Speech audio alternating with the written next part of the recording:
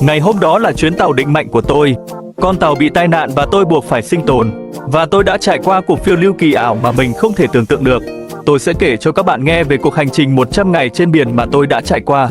Ngày đầu tiên, tỉnh dậy trên mảnh ván trôi, tôi nhận ra mình là người sống sót duy nhất. Ngày thứ hai, cuối cùng tôi đã tìm thấy một túi cứu hộ, bên trong có dao, diêm và nước uống. Ngày thứ ba, tôi bắt được con cá đầu tiên bằng các công cụ thô sơ tôi vớt được. Hôm sau, một loài chim biển kỳ lạ đem cho tôi trái cây, nhưng tôi không xác định được là loại nào. Ngày thứ năm, một quả cầu lửa từ bầu trời rơi xuống gần bè, mang theo một mảnh kim loại không rõ nguồn gốc.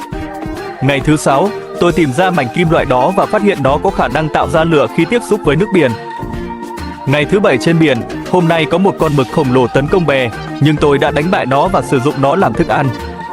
Đêm hôm sau, tôi trải qua một đêm kỳ lạ, bầu trời và mặt biển sáng lên bởi ánh sáng huyền diệu. Ngày thứ 9, tôi đã tạo ra một cần câu từ mảnh ván và sợi vải của quần áo.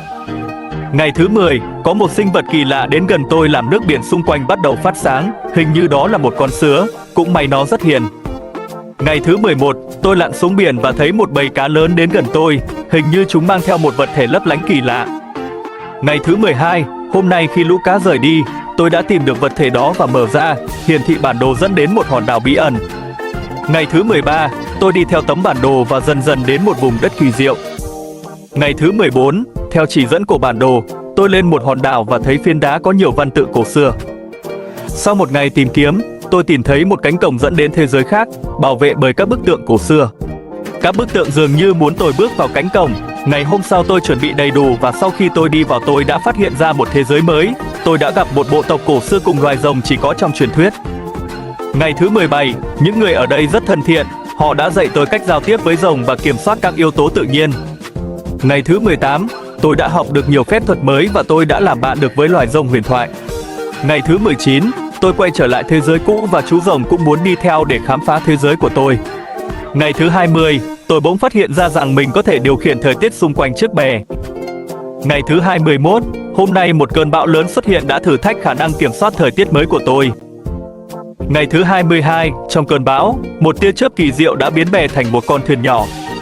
Ngày thứ 23, có một nhóm hải tặc đến gần đảo, nhưng tôi đã dùng phép thuật để hướng họ đi qua mà không nhìn thấy hòn đảo. Ngày thứ 24, hôm nay tôi dường như tìm thấy nền văn minh cổ xưa trên hòn đảo và một nơi có những sinh vật huyền bí và cây cối kỳ lạ.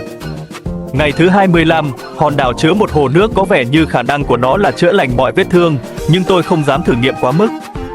Ngày thứ 26, tôi tìm thấy một cánh cổng thời gian, cho phép nhìn thấy một số hình ảnh quá khứ của hòn đảo, tuy nhiên sức mạnh của tôi không thể kích hoạt quá lâu. Ngày thứ 27, tôi khám phá ra rằng hòn đảo là nơi sinh sống của một nền văn minh cổ đại đã mất. Ngày thứ 28, tôi lại gặp một cánh cổng thời gian, tôi bắt đầu học cách sử dụng nó để tìm đường về. Ngày tiếp theo, khi đủ sức mạnh, tôi đã thử dùng cánh cổng thời gian để nhìn thấy tương lai, tuy nhiên tôi không chắc chắn về những gì mình thấy. Ngày thứ 30, tôi bắt đầu xây dựng một bức tượng để ghi lại hành trình của mình trên đảo. Ngày thứ 31, tôi đã tìm ra một thư viện cổ dưới lòng đất chứa kiến thức của nền văn minh cũ. Ngày thứ 32, tôi học được cách sử dụng các loại thảo mộc trên đảo để chế tạo thuốc chữa bệnh và tăng cường sức mạnh.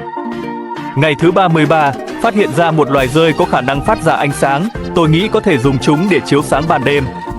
Ngày thứ 34, khi đang lặn xuống biển bắt cá, tôi gặp một sinh vật biển khổng lồ đã giúp tôi tìm ra một nguồn cung cấp thức ăn dồi dào dưới biển. Ngày thứ 35, tôi gặp một bộ tộc người cá và học được bí mật về việc thở dưới nước. Ngày thứ 36, một cơn gió bí ẩn thổi bay bức tượng tôi vừa dựng, tiết lộ một hang động bí mật. Sau một ngày khám phá hang động, tôi đã tìm thấy một bức tranh kể về trận chiến giữa các vị thần cổ.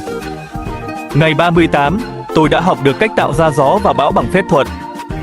Ngày thứ 39, nhìn một tia sét đánh vào bức tượng đã giúp tôi có khả năng điều khiển lửa. Ngày thứ 40, tôi phát hiện một loài thực vật có thể chuyển hóa ánh sáng mặt trời thành thực phẩm. Ngày thứ 41, tôi tạo ra một khu vườn trên đảo với các loại thực vật phát sáng và thực phẩm từ ánh sáng. Ngày thứ 42, một vị khách bí ẩn từ thế giới khác xuất hiện và mang cho tôi thông điệp về sự cân bằng. Ngày thứ 43, tôi học cách tạo ra vòng tròn phép thuật để bảo vệ bản thân và hòn đảo. Ngày thứ 44, hòn đảo đột nhiên bị tấn công bởi một loài quái vật biển, tôi phải dùng mọi kỹ năng mới học để đánh bại chúng. Ngày thứ 45, tôi tìm thấy một hạt giống cổ đại, khi trồng nó, một cây thần kỳ mọc lên có khả năng chữa lành mọi vết thương, tuy nhiên tôi cũng không xác định cho lắm. Ngày thứ 416, tôi phát hiện ra một giếng nước trong suốt, uống nước từ đó giúp tăng cường trí nhớ và sức mạnh tinh thần. Ngày thứ 47, tôi tạo ra một âm nhạc kỳ diệu với những loài chim trên đảo, tạo ra một bản giao hưởng ma thuật. Ngày thứ 48, một cuộc họp của các sinh vật huyền bí quyết định rằng tôi là người bảo vệ chính thức của hòn đảo. Ngày thứ 49, tôi tìm thấy một cánh đồng hoa với khả năng chuyển thời gian ngược lại, cho phép bạn xem lại những sự kiện quan trọng với điều kiện bạn đủ sức mạnh tâm linh. Ngày thứ 50, một loại cây mới mọc lên, phát ra hạt giống bay lên trời tạo thành một cầu vồng vào ban đêm. Ngày thứ 51, một loài vật mới xuất hiện, có khả năng nói chuyện, chia sẻ câu chuyện về lịch sử hòn đảo. Ngày thứ 52, tôi tạo ra một thác nước ma thuật, có thể thay đổi màu sắc theo cảm xúc của tôi.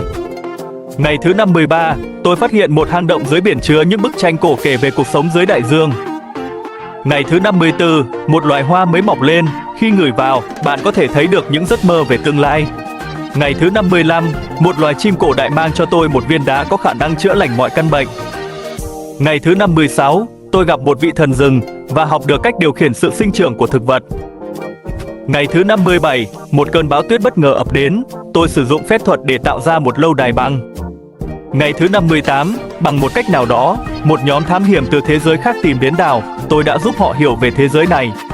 Ngày thứ 59, tôi tìm ra một chiếc gương phép thuật, có thể liên lạc với người thân ở thế giới của tôi, tuy nhiên nó cũng cần rất nhiều sức mạnh tâm linh. Ngày thứ 60, một lễ hội được tổ chức trên đảo với sự tham gia của tất cả sinh vật, ăn mừng sự hòa bình và hòa hợp.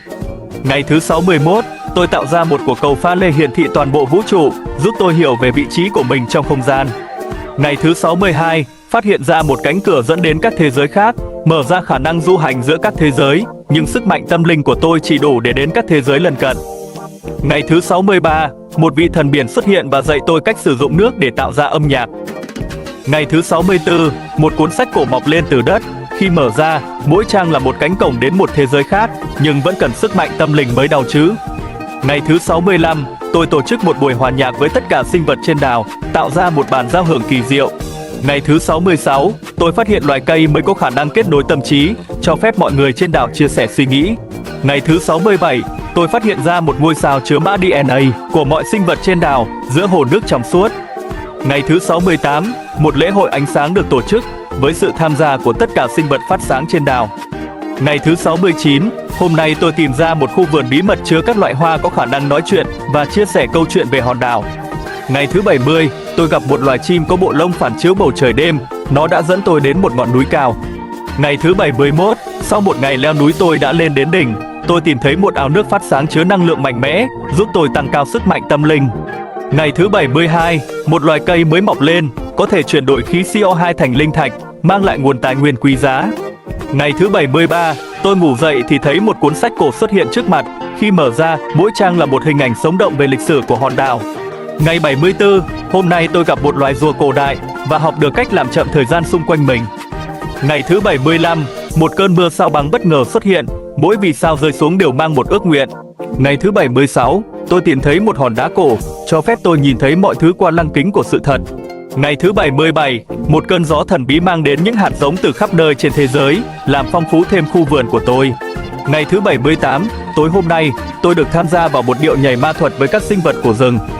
Ngày thứ 79, một tia sáng từ trên trời chiếu xuống, mở ra một thư viện trên mây chứa kiến thức không giới hạn. Ngày thứ 80, tôi đạt đến cảnh giới có thể đằng không tự do bay lượn. Ngày thứ 81, tôi tìm thấy một dòng suối mà nước của nó có thể biến đổi thành bất kỳ loại đồ uống nào bạn mong muốn. Ngày thứ 82, một bức tượng cổ bỗng nhiên biết nói và dạy tôi cách đọc và viết một ngôn ngữ đã mất của nền văn minh cổ đại. Ngày thứ 83, bức tượng dẫn tôi đến một cánh đồng có vô vàn bảo vật tâm linh phát sáng dưới ánh trăng. Ngày thứ 84, tôi gặp một loài cá mới giúp tôi khám phá ra một hang động dưới nước với bức tường pha lê phản chiếu ký ức. Ngày thứ 85, tôi tìm thấy một cây đàn harp ma thuật, khi chơi, nó có thể gọi mưa và gió. Ngày thứ 86, một cuộc thi tài năng được tổ chức giữa các sinh vật, tôi làm giám khảo và học hỏi thêm về văn hóa của họ.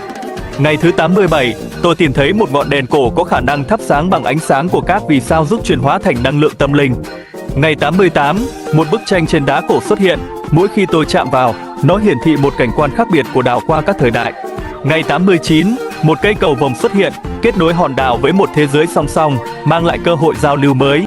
Ngày thứ 90, tôi phát hiện một loài hoa phát sáng trong đêm, Mỗi bông hoa là một ước nguyện được thực hiện nhưng bạn phải đổi bằng thứ tương xứng. Ngày 91, tôi tổ chức một buổi triển lãm nghệ thuật với các tác phẩm được tạo ra bởi các sinh vật của đảo. Ngày 92, tôi tạo một chiếc kính viễn vọng ma thuật cho phép nhìn thấy các thế giới xa xôi và các văn minh ngoài vũ trụ. Ngày thứ 93, tôi được mời tham gia một hội đồng thần tiên, nơi các vị thần thảo luận về vận mệnh của các thế giới. Ngày 94, một ngôi sao băng rơi xuống mang theo một thông điệp từ vũ trụ, dẫn tôi đến một cuộc phiêu lưu mới. Ngày 95, tôi học được cách tạo ra những vòng xoáy thời gian, cho phép tôi trải nghiệm các khoảnh khắc lịch sử của đảo. Tối hôm sau, tôi tham gia vào một buổi lễ cổ xưa, nơi tôi được chọn là người bảo vệ thời gian. Ngày 97, tôi phát hiện ra một thác nước ma thuật, nước chảy ngược lên trời, mang bạn đến một khu vực của đảo chưa từng thấy. Ngày thứ 98, một quyển sách khổng lồ xuất hiện, khi mở ra, mỗi trang là một cửa sổ đến một thế giới phép thuật khác. Ngày thứ 99, tôi tổ chức một bữa tiệc lớn, mời tất cả sinh vật và thần tiên trên đảo để chia sẻ những câu chuyện và kỷ niệm. Ngày thứ 100, trên đỉnh ngọn núi cao nhất của đảo, tôi phát hiện ra một bảo vật cổ đại có khả năng kết nối tất cả các thế giới và tôi được chọn làm chủ nhân của nó. Tôi đứng trước lựa chọn, mở cánh cửa trở về nhà hoặc ở lại và trở thành người giữ cổng giữa các thế giới. Theo bạn, lựa chọn của tôi là gì?